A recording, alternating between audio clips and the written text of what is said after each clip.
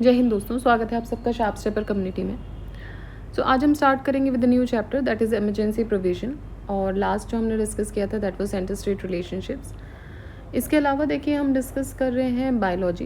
ये 2 running playlist हैं और 4 कंप्लीट प्लेलिस्ट हैं आपके लिए, हिस्ट्री, इकोनॉमिक्स, एनवायरनमेंट, इकोलॉजी और ज्योग्राफी। तो ये आप कंप्लीट प्लेलिस्ट जो हैं ये आप देख सकते हैं प्लेलिस्ट सेक्शन में से। और करंट अफेयर्स में जो लास्ट अपडेटेड आई दृष्टि घटना चक्र करंट अफेयर्स था वो हमने करके रखा हुआ है। जैसे ही उसका नया वर्जन आएगा, नया एडिशन आएगा, we will discuss that. Alright, so let's start with the first question without wasting any further time. The first question here is, it says that under which article of the constitution is the responsibility of Indian government to protect the states from external aggression as well as internal disturbances? तो देखिए ये आता है article 355 में। ठीक है, इसके अलावा जो आर्टिकल्स दिए हुए एक बार उनको भी देख लेते हैं। आर्टिकल 352 ये बोलता है that if the president is satisfied that a grave emergency exists whereby the security of India or any part of the territory thereof is threatened, or whether by war or external aggression or armed rebellion, then the president may proclaim or make a declaration of emergency. ठीक है, तो एक proclamation से emergency declare कर दी जा सकती है। 355 as in the question it says that it is the duty of union to protect the states against external aggression and the internal disturbances. Article 356 बोलता है that if the president on the receipt of report from the governor of a state or otherwise is satisfied that a situation has arisen in which the government of the state cannot be carried on or in accordance with the provision of this constitution, then the president may declare the state under the president rule. ठीक है, तो इस case में क्या होगा कि governor से अगर रिपोर्ट मिल रही है दैट जो सिचुएशन ऐसी आ गई that the government of the state वो कॉन्स्टिट्यूशनल प्रोविजन के अकॉर्डिंग नहीं कैरी आउट हो रही है, so in that case president declare कर सकते हैं प्रेसिडेंट रूल को। Article 360 says that if the president is certified that a situation has arisen where the financial stability और द क्रेडिट ऑफ इंडिया और any part of the territory thereof is threatened, then he may bye proclamation make a declaration of the financial emergency. ठीक है, next देखते हैं। The president of India may declare the national emergency if there is a threat of if there is a threat of external aggression, internal disturbances, armed rebellion आ जाएगा, communal clashes और internal disturbances के case में communal clashes के case में नहीं होगा। Internal disturbances की बात करें इसको रिप्लेस कर दिया गया था आर्म्ड रिबेलियन से। Under article 352 of the constitution अगर प्रेसिडेंट को ऐसा लगता है that a grave emergency exist whereby the security of India और any part of the territory thereof is threatened, he can declare the national emergency. Now ये जो word है internal disturbance ये replace किया गया था by the word armed rebellion in 44th constitutional amendment act 1978। Next देखते हैं। Under the article 352 of the Indian constitution an emergency can be declared if the security of any part of the India is threatened by, if it is threatened by war, external aggression और armed rebellion. Internal disturbance would not come under it क्योंकि internal disturbance जो है it was replaced by the term armed rebellion. कौन से amendment से आया था ये? It came with the 44th amendment 1978। ठीक है, तो ये 3 सही है, this is incorrect. Next, on which of the following dates president of India using his powers declared by proclamation that a grave emergency existed where the security of India was threatened by internal disturbance. उस time पे internal disturbance term use होता था, तो internal disturbance के basis पे कब किया गया था ये चेंज? तो ये हुआ था on 25 June 1975। The emergency refers to a period of 21 month period from 1975 to 1977 जब प्राइम मिनिस्टर इंदिरा गांधी को had a state of emergency declared across the country. Officially it was declared by President Fakhruddin Ali Ahmed under the Article 352 of the Constitution क्योंकि internal disturbances के कुछ conditions जो थी वो prevail कर रही थी। Now the emergency was in effect from 25 June 1975 और ये रहा था till 21 March 1977। Now originally constitution mentioned the internal disturbances as the third group for the proclamation of national emergency, but ये जो एक्सप्रेशन है इट वॉज टू वेग और इसका बहुत ही वाइडर कनोटेशन होता था। तो इंटरनल डिस्टर्बेंस एक्चुअली है क्या, उसका कनोटेशन बहुत ज़्यादा था। 44th अमेंडमेंट 1978 में it was substituted by the word armed rebellion for internal disturbances. Now thus it is no longer possible to declare national emergency on the grounds of internal disturbance as was done earlier in 1975. ठीक है, next देखते हैं, which of the following is not a basis to declare the national emergency. तो again इसमें आ जाएगा वही threat to internal peace और इंटरनल डिस्टर्बेंस. सेम क्वेश्चन है फिर से. देन अगेन सेम क्वेश्चन ही है, किस बेसिस पे इमरजेंसी डिक्लेयर की जा सकती है. So armed rebellion, external aggression, war. So all of the above. Next देखते हैं, according to which article national emergency may be declared by president of India. So it may be declared by article 352. Now under which of the following circumstances can the president declare emergency. So internal disturbance को छोड़ के बाकी सब के अंतर्गत आ जाएगा ये. ठीक है. So president can declare a national emergency in the case of war, external aggression और armed rebellion. Under article 356, president's rule in case of constitutional machinery in the states, and under article 360 they could declare a financial emergency in case of economic crisis. However, national emergency जो है it can be declared only on the occurrence of such situations as provided in the article 352. But looking at the nature of the options, the most appropriate answer यहाँ से B आ जाएगा.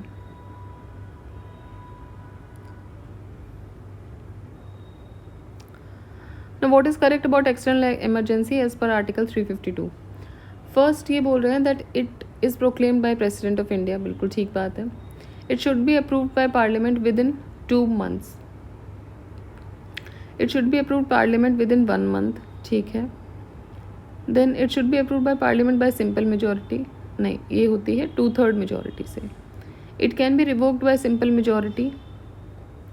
सो ये सही हो जाएगा कि जो रिवोकेशन होगा वो सिंपल मेजोरिटी से हो सकता है. ठीक है. And it can be approved in joint session of the parliament. ये ऑप्शन में नहीं आ रहा है. सो 4 के सेट बनाए हुए हैं ऑप्शन में, जो 4 हमने ऑलरेडी सेट कर लिए. Now under article 352 the president can declare a national emergency. The proclamation of emergency must be approved by both the house of the parliament within 1 month from the date of its issue. Originally it was 2 month, but इसको 1 महीना reduce किया गया था by 44th amendment 1978. Now every resolution of parliament of the parliament approving its proclamation or its continuance must be passed by special majority, that is the two-third of the members present and voting. So it can be revoked by a simple majority.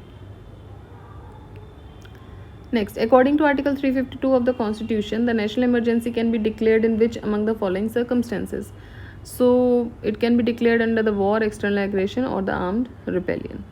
Now under the following articles, the president of India can suspend the enforcement of the fundamental rights except articles 20-21.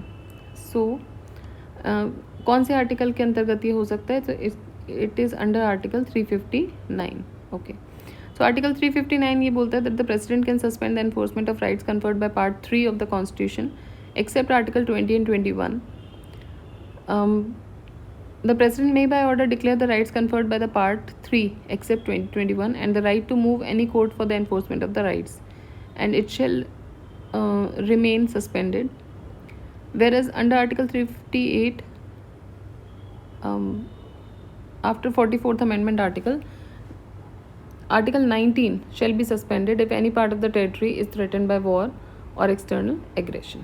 ठीक है. Next, which among the following pairs of articles relating to the fundamental rights can not be suspended. तो अभी हमने देखा कि 20 और 21 को आप सस्पेंड नहीं कर सकते. अगेन सेम ही क्वेश्चन है, कौन से सस्पेंड नहीं हो सकते. Next is mainly on whose advice the president's rule is imposed in the state. तो स्टेट की बात है तो गवर्नर के एडवाइस पर ही होंगे, article 356. Next, match list 1 with list 2. State and number of times president rule इस पे लगा है. ठीक है. सो मणिपुर, उत्तर प्रदेश, बिहार एंड उड़ीसा. तो देखिए इसका आंसर है बी. ठीक है.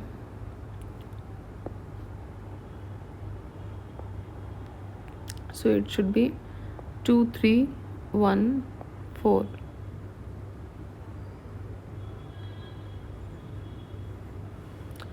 ठीक है. सो इसका आंसर है 2, 3, 1, 4. दैट इज़ मणिपुर में नंबर ऑफ टाइम्स कितनी बार लगा है? सो 10 times, यूपी में 9 times, बिहार में 8 times एंड उड़ीसा में 6 बार. Now, in which of the following states there is no provision for the imposition of governor's rule? So, according to article 356, president जो है वो impose कर सकते हैं president rule under the failure of constitutional machinery. Now, in the जबकि आप देखोगे कि in the special status of Jammu and Kashmir, article 317 the Indian constitution, In addition to president rule, governor's rule was also made under section 92 of the part 6 of the constitution of Jammu Kashmir. So the separate constitutional system of Jammu Kashmir has been removed by the Jammu Kashmir Reorganization Act 2019, and now Jammu and Kashmir is a union territory under the Indian constitution. So कोई provision नहीं है इसमें governor rule का इन the state of Manipur, Mizoram, Meghalaya, UP commission did not evaluate this question. ठीक है, right. तो president rule जो है वो आपका जो गवर्नर्स रूल है वो भी पार्ट सेक्शन 92 में रखा गया था, part 6. Now under which article of the Indian constitution president rule can be imposed. So ये हो जाएगा आपका प्रेसिडेंट रूल अंडर आर्टिकल 356. ठीक है.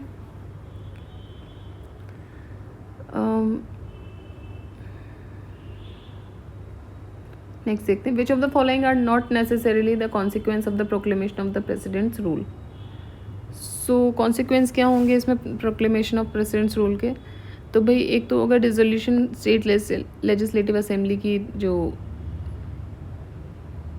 बेसिकली इसको डिसॉल्व कर देंगे. Removal of the council of ministers in the state, then dissolution of the local bodies. ठीक है, तो इसमें से आपको काउंसिल ऑफ मिनिस्टर्स को नहीं किया जाएगा, स्टेट लेजिस्लेटिव असेंबली और dissolution of the local bodies ये दोनों ही मतलब इनको वो कर दिया जाएगा, कॉन्सिक्वेंस नहीं होंगे कहने का मतलब है. ठीक है. So the proclamation of the president's rule in a state can be made in accordance with the provision of Article 356 of the Indian Constitution at the instance of failure of constitutional machinery. Now, in the event of imposition of the president rule in a state, the governor removes the council of ministers and runs the administration with the help of secretary of the state. Now, besides, the president can dissolve or prorogue the legislative assembly. However, it is not necessary to do so. So dissolution of local bodies ये consequence नहीं है of the proclamation of presidents rule in a state. ठीक है, एक बार check कर लेते हैं इसमें कितने क्वेश्चंस हैं. Okay,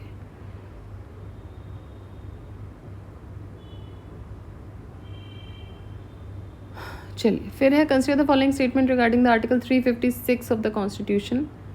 so failure of constitutional machinery in states is an objective reality. ठीक बात है. Proclamation under the this article can be viewed by Supreme Court, and along with this proclamation state legislative assembly को dissolve भी आप कर सकते हो. ठीक है. This proclamation has to be approved by each house of the parliament within 2 months. So देखिए in the case of SR Bombay versus Union of India 1994, Supreme Court ने ये बोला था that judicial review can be done of the proclamation of emergency under Article 356. And the state legislative assembly cannot be dissolved with proclamation until it's approved by both the houses of the parliament. So within 2 months. So court further decided that the failure of the constitutional machinery should be real, not fictitious. मतलब कहने का मतलब है कि जो constitutional machinery का जो failure है वो it should be in real, fictitious नहीं होना चाहिए वो. ठीक है.